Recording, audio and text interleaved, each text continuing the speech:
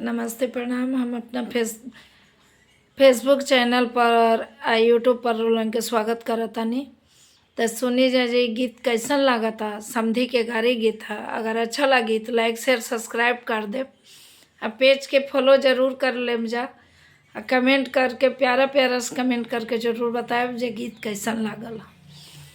पाँच ही पेड़ हमाया मावा लगावनी, पाँच ही पेड़ हमाया मावा लगावनी, कटहर लगावनी जरूर जी, कटहर लगाइब हम जरूर जी, कटहर तोरे चलेली छिनारो समधी के बहिना, कटहर तोरे चलेली छिना रो समधी के बहिना, ऊपरा से गिर गईले ऊपरा से चू गईले लासा जी, ऊपरा से चू गिर गईले लासा जी,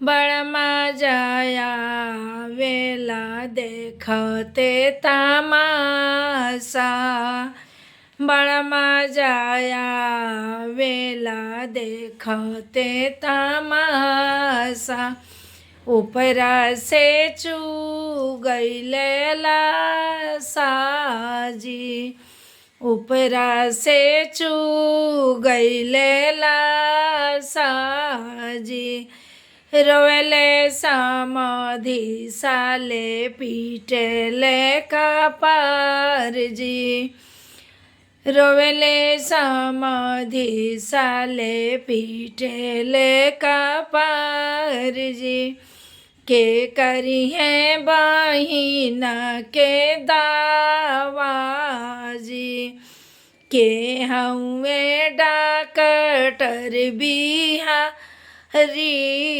जी, के हउए डॉक्टर बिहारी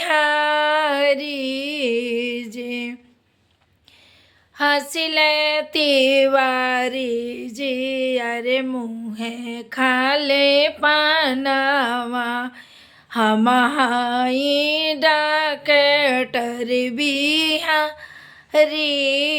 जी, हम हाई डॉक्टर बिहारी